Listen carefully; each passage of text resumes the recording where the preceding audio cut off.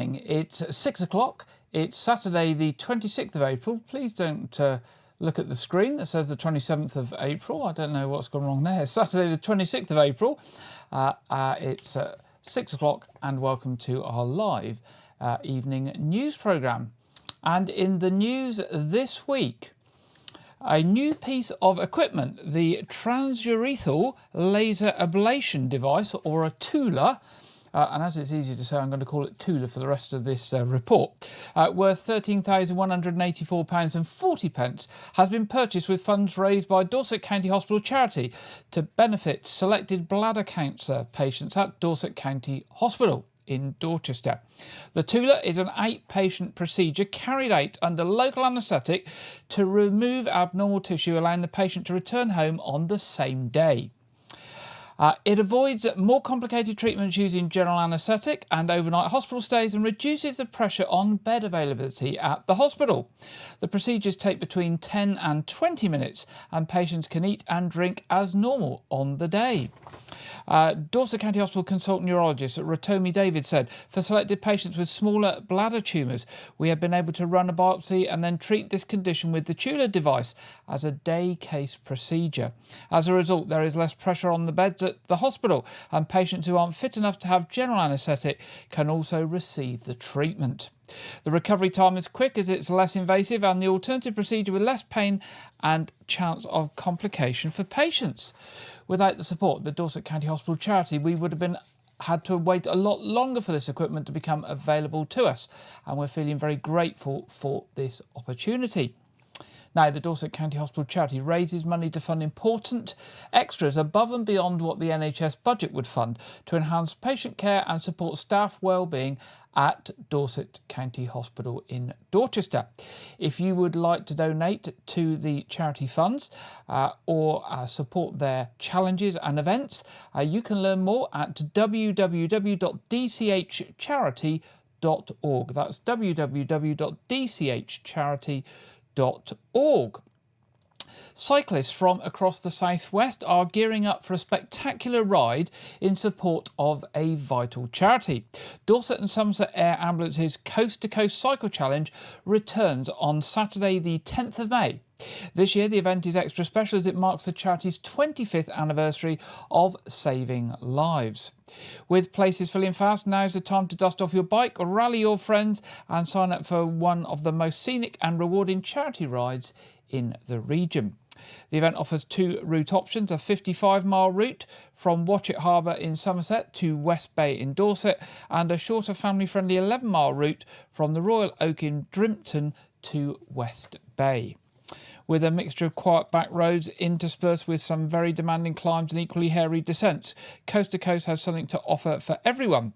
There are several pit stops along the route, which provides a well-earned rest and refreshments. The charity hopes that public will come out in support of those taking part, cheering on the cyclists at the start, along the route or at the finish line. With limited spots available, now is the perfect time to secure your place on this exciting challenge. Cyclists can take part as individuals or in teams and are encouraged to raise a minimum of £50 in sponsorship, so not too much as a target there, and I'm sure most people will raise a lot more than £50. Every pound helps keep the air ambulance flying, with each mission costing around £3,500. More information and to sign up, just go to the DS Air Ambulance website, or the Dorset and Somerset Air Ambulance website, dsAirambulance.org.uk. Look for their events page and you will find information on the Coast to Coast Challenge 2025. Now, Dorset Council has announced it has retained its leading position as the #1 unitary and disposal authority in England for recycling rates, according to the recently published national data set issued by DEFRA. The council now recycles 60.5% of all the waste it collects at the curbside, and this is against a national average across the country of 44%. In addition to achieving the top unitary spot, Dorset Council proudly ranks 5th overall among all councils, trailing only 4 collection authorities. Dorset Council also secured an impressive 3rd place for the lowest residual waste collected per household, with an average of 363 kilograms per household. These results emphasise the Council's commitment to reducing waste and improving recycling efforts across the region. Councillor John Andrews, Dorset Council's Cabinet Member for Place Services, said, "I want to thank Dorset's keen recyclers and our waste services team for this result. This remarkable achievement reflects the dedication of Dorset residents to sustainability and the hard work of our officers." Now, major safety improvements at a busy junction in Dorchester are on track to complete by mid-May. Work started in January on the 4-way Mornbury Cross junction. It includes installation of much-needed signal-controlled pedestrian crossing points, widening and levelling of footways where possible, and upgrading existing equipment.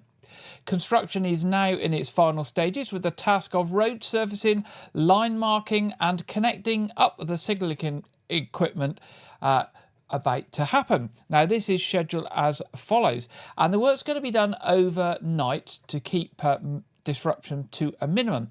So it'll happen between 8 p.m. in the evening and 6 a.m. in the morning. So Monday the 28th of April to Friday the 2nd of May, that's this coming week, they'll be doing road surfacing. Tuesday the 6th and Wednesday the 7th of May will be line marking, and then Wednesday the 7th to Friday the 9th of May and Monday the 12th of May through to the Tuesday, they'll be cutting the tarmac known as slot cutting and installing sensors for the new traffic signals. It's hoped that the new traffics will be connected week commencing the 12th of May. Due to the nature of the work and the high number of vehicles that use the junction, it's not possible to carry out this work during the day. So Dorset Council has written to affected households in the area to advise them that the work will be noisy and removal of the road surface will cause some vibration. Unfortunately, the council is unable to carry out this work during the daytime due to the high vehicle numbers on this junction. To provide a safe working area, the following roads will be closed during the night works. Now, Weymouth Avenue will be closed between Cheriton Care Home and Great Western Road. Mornbury Road will be closed between number 18 and the junction with Great Western Road. Local diversions will be signposted. Pedestrian access will be maintained and a safe route signposted during the overnight works, and access will be maintained for emergency vehicles attending properties within the closure area. Now, it's hoped that it will be fully open and all working by mid-May. And so that will be very much welcome, because those works have been going on for some time, but hopefully a much improved junction for both vehicles, pedestrians and I believe disabled people as well. Now, Dorset Council and Active Dorset are set to deliver a further £2 million redevelopment at Redlands Leisure and Community Park in Weymouth, as they continue to transform the site into a hub for sport, recreation and community engagement. The ambitious project, supported by a £1.36 million Football Foundation grant, awaits final approval from Dorset Council's Cabinet on the 29th of April.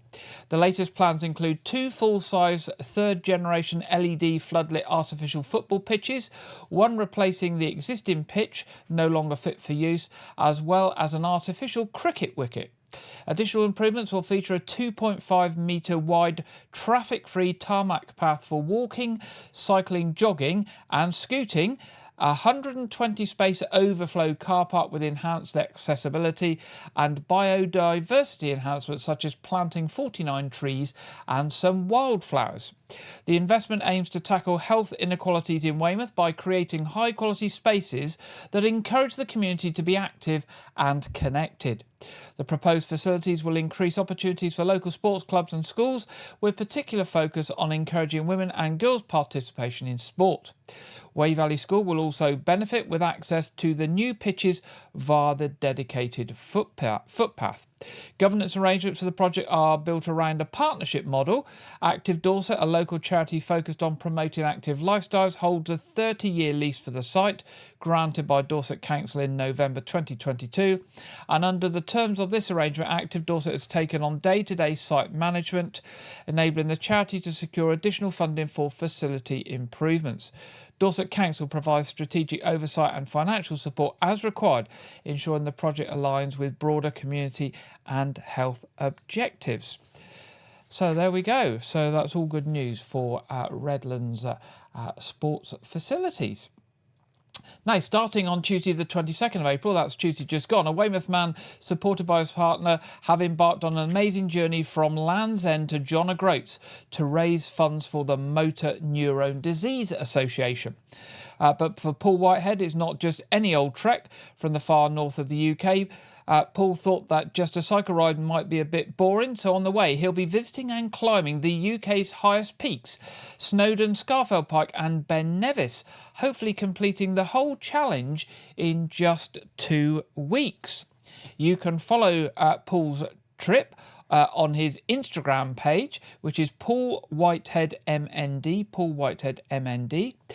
Please donate if you can and give him a wave or cheer if you spot him. I'm sure he will be posting details of his GoFundMe page on his Instagram channel. So if you feel able to support Paul, then please do make a donation. Paul's a keen cyclist, and with his love of cycling and climbing, he's recently been training hard to complete this personal challenge. And the photo there shows Paul in training, and he's going to be supported by his partner Gwen, who'll be supporting him by arranging accommodation and refreshments, etc. along the route. The coroner for Dorset is seeking the assistance of the public to find the next of kin of a man who has died in Weymouth. Graham Samways, who was 75 years old, died at his home address in Chickerell on Tuesday the 15th of April. The coroner's office is making inquiries into this matter, which is not being treated as suspicious, but as yet they have no next of kin who has been identified. If you know of a relative, or you are a relative, or any friend who's got knowledge of any of the family of Graham Samways of Chickerell, then the coroner's office would like to hear from you as soon as possible, and you can contact them on 01202 123 900. That's 01202 123 900. Now, the countdown has started to the start of the Dorchester Walking Festival on the 10th of May. It is 9 days of guided walking programme to take place in and around Dorchester, appealing to all tastes and all levels of ability. The recent spell of dry, sunny weather has helped boost ticket sales. However, there are still plenty of exciting guided walks available to choose from.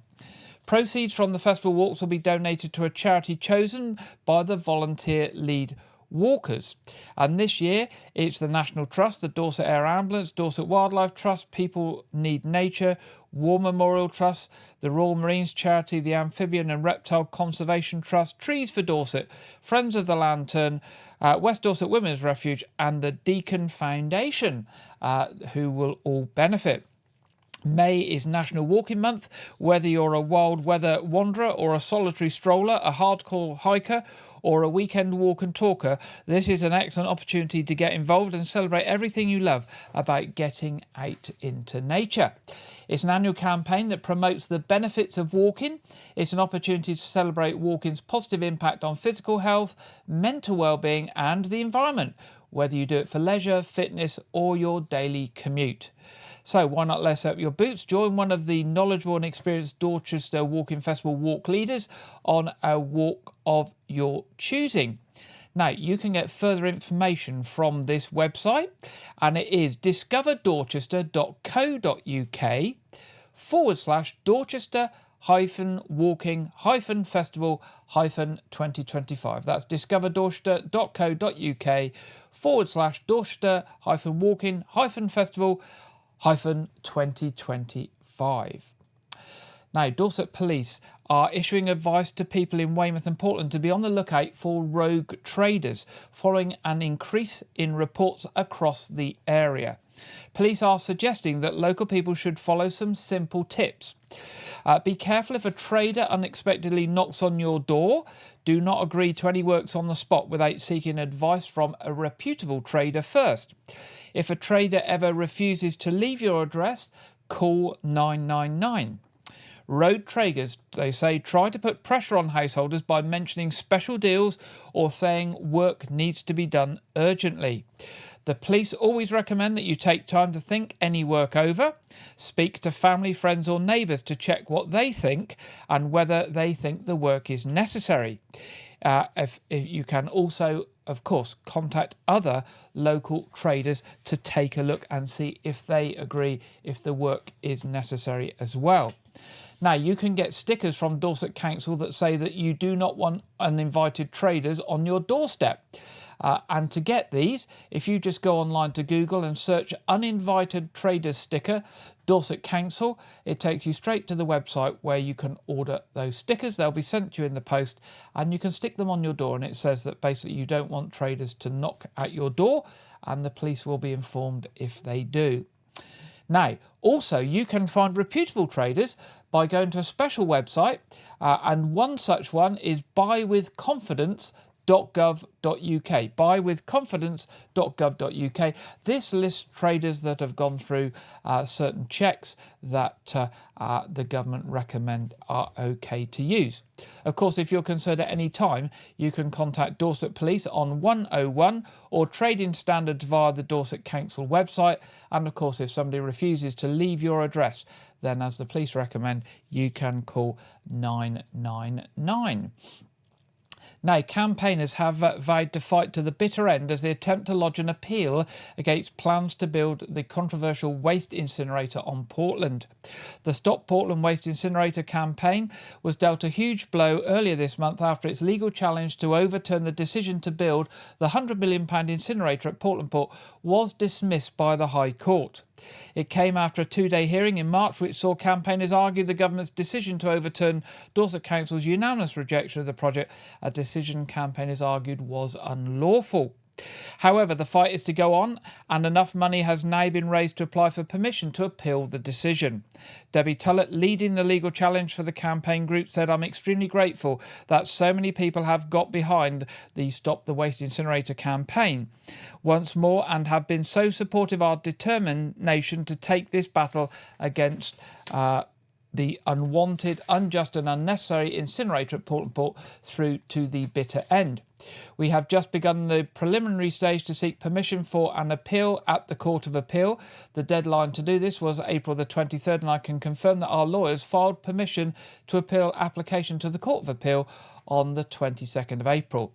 If permission to appeal is granted, the appeal will be put before a panel of 3 judges rather than the 1 judge that oversaw the legal challenge in March. The legal fees for taking the case to the Court of Appeal will cost campaigners a total of £47,500 to cover 2 stages of the process. The first stage, which has already been funded and successfully applied for, has cost £17,500. If the application is successful, an appeal hearing would then cost a further £30,000, which would also need to be raised by campaigners at a later date. Debbie added there is now a wait of about 2 to 3 months before we hear whether we have been successful in getting a hearing in the Court of Appeal. My thanks go to our supporters, without whom the Stop Portland Waste Incinerator would not have been able to get this far. Powerful Portland, in the meantime, is looking to press on with the project now that it has planning permission and an environmental permit to operate on the site. The news that the application to lodge an appeal has been made has left Powerful disappointed, but what it calls further attempts to delay the project. Giles Frampton, who's the director at Powerful Portland, said Powerful Portland is aware that Stop Portland Waste Incinerator has filed an application with the Court of Appeal seeking permission to appeal, having lost its statutory review of the Secretary of State's decision to approve the project in the High Court. We note the High Court judgment also refused permission to appeal on the basis that the claimant had no real prospect of success and there is no other compelling reason why the appeal should be heard. We're disappointed by this further attempt to delay a project that will allow Dorset to take responsibility for its own residual waste, ending the current practice of exporting this to other counties and countries with associated carbon impacts. So we wait further to hear whether the Court of Appeal will allow that appeal to be heard. Supporters say they have nearly succeeded in a campaign to save a pub, but more funds are needed. A huge fundraising effort has been underway to save the Elm Tree Inn at Langton Herring, which shut in November 2023. A group of locals are determined to take it over and run it as a community pub, and as reported previously, campaigners have since had their offer for the freehold accepted.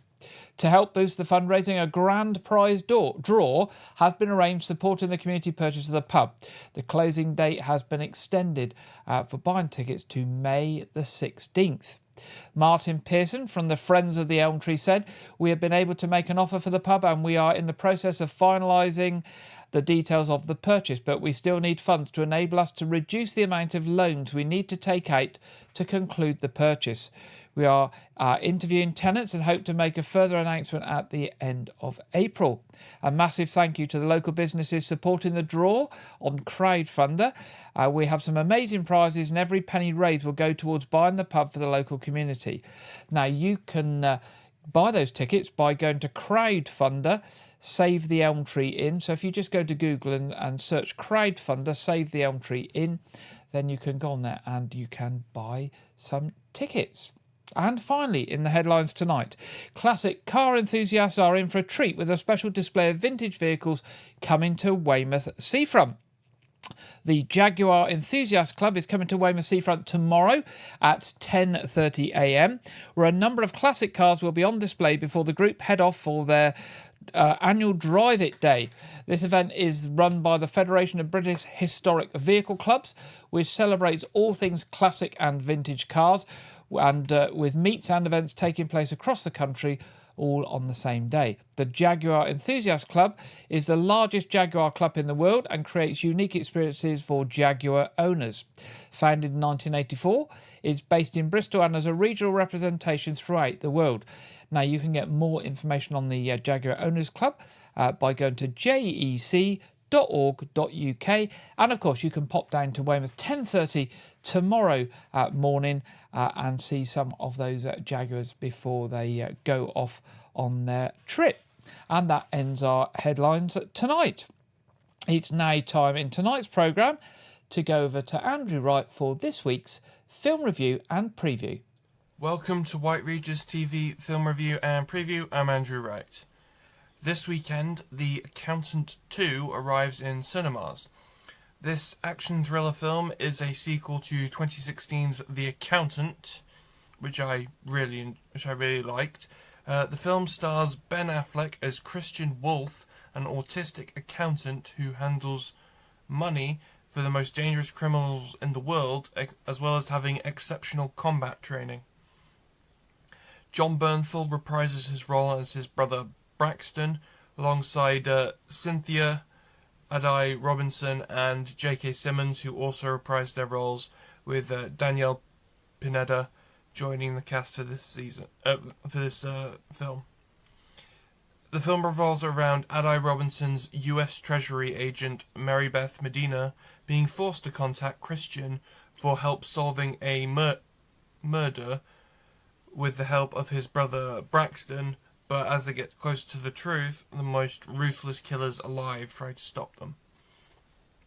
The film so far has 80% positive reviews from critics who say that the film improves on the original by leaning into Affleck and Bernthal's buddy comedy chemistry. I really like the first film, and it'll be streaming on Amazon Prime Video at some point in the year, probably at the end of its theatrical run. I'm hoping it'll come out on Blu-ray though, because some of these MGM films like Air or Red One never came out on Blu-ray, so that'll be a shame if it doesn't come out. The Accountant 2 is in cinemas now.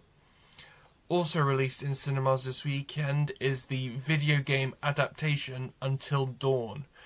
The film is a survival horror story which is set in the same universe as the game but features an original standalone story that expands upon the game's mythology. The film stars Ella Rubin as Clover and revolves around Clover and her friends going to a remote valley 1 year after Clover's sister disappeared so they can look for answers, only to find themselves horrifically murdered in a time loop, but the killer is different in each loop and the only way to escape the loop is to survive till dawn. So it's like Happy Death Day but more gruesome and based on a video game. The film is directed by David F. Sandberg, who did Lights Out, Annabelle Creation, and the Shazam films, and is written by Gary Doberman, who wrote the It films, I believe, and he directed Annabelle Comes Home, which I really liked. So they both have they're very experienced with horror films, so this should be a satisfying experience. I've seen people who are fans of the game really criticising the film, but that's because, you know, it's a video game adaptation. They're never going to be 100. The fans are never going to be 100% on board. There are no reviews out for it yet, even though, as I'm saying this, the film's come out, but I haven't seen any reviews for it, so you'll have to see it for yourselves. Until Dawn is in cinemas now. That's all I have for this week, but be sure to check back next week where I'll be previewing Marvel Studios' Thunderbolts. Now back to Gary in the studio. Thank you very much, Andrew. It's now time in this week's programme to go to the Met Office for the Saturday evening weather forecast. And this week we are joined, I believe, by Jonathan of Autry. Hello there, good evening. It has been a reasonably cloudy start to the weekend, but Sunday does promise a little bit more sunshine, at least for some of us. High pressure is waiting in the wings across Scandinavia, ready to build in across the UK. In the meantime, though, we do have this area of low pressure just steadily moving into the northwest, so certainly later on this evening and into the overnight period, there will be some heavier and more persistent pulses of rain arriving from western Scotland, just fringing parts of Northern Ireland as well. Quite windy in association with this as well, near gale strength gusts along some of our coastal districts. Drier though for England and Wales, and underneath some of the clearest spells, temperatures will be dropping down towards mid, perhaps low single figures, so a very patchy grass frost is possible in some sheltered rural spots to kick off Sunday morning. There will also be some mist and fog patches around for England and Wales, so quite a murky start for some locations, but as we head throughout the morning they'll be clearing off fairly readily. So certainly as we head into the afternoon, a decent amount of sunshine beginning to develop across these two nations and staying dry for the Manchester and London marathons. Always cloudier up towards the north and the west, with further outbreaks of rain pushing in across parts of Northern Ireland and Scotland. Some showers around here as well, and generally quite breezy for these northern nations as well. Whilst we'll see temperatures of 12, 13 degrees Celsius across the far north of Scotland, 18 for Aberdeen, Glasgow and Belfast is still above average for this time of the year. And where the sunshine really gets going across England and Wales, we'll be hitting highs of 20 to 23 degrees Celsius. So it is going to be feeling rather warm out there if you are in those sunnier spots. As we head into the start of the new working week, high pressure is still building its way in from the south and east, and this area of low pressure towards the north is slowly going to push its way even further northwards. So there will still be this lingering frontal system across the far north of Scotland, particularly the Highlands, part of the Outer Hebrides, still seeing some outbreaks of rain on Monday morning. But relatively fine conditions developing elsewhere, particularly more sunshine on the cards for parts of Northern Ireland, southern and central Scotland and parts of the far north of England as well. Really a generally pleasant day to come for many areas. In that sunshine, temperatures still climbing their way more widely now into that 20 degrees Celsius mark.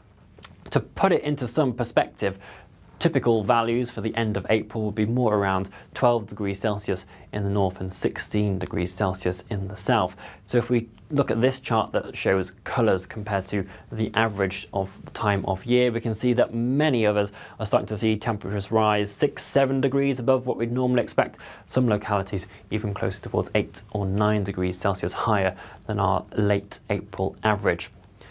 Do enjoy it. There's going to be plenty more of this as we head into the rest of next week as well, particularly towards Wednesday. Temperatures could be peaking towards the high 20s for some locations as well. We'll have plenty more updates on that, of course, on our YouTube channel, so do subscribe. And we'll see you again here later on. Bye-bye. Thank you very much there, Jonathan, for our weekend weather forecast and looking at the week ahead here on the south coast. As we can see, as Jonathan's indicated, it's going to be nice and sunny and warm. As the week goes on, it will get warmer. So make the most of it, because as we know, it can soon change again. Now, moving to our What's On. First of all, looking at Weymouth Pavilion. And this is just a selection that I've just picked up. There is so much going on there with films and shows at the moment. It's difficult to know what to mention. But 29th of April, the film Mr. Burton. 30th of April, film Death of a Unicorn. 2nd of May, Bobby Davro's at the Pavilion. 3rd of May, the sensational 60s experience. 4th of May, the film Goldfinger. And the 8th of May, Diana and Lionel Endless Love, the show. So that's at weymouthpavilion.com for more information and to book tickets. Looking at the Nothe Fork, 3rd of May to the 11th of May, VE Day commemorations. 17th of May, the Cold War bunker is open again. 24th of May to 1st of June, Castles and Dragons. More information at nothefort.org.uk. Now, the new Arts Reach programme is out. I thought I had one down here I could hold up, but it's out of reach. Is just out. It's hit the doorsteps this week.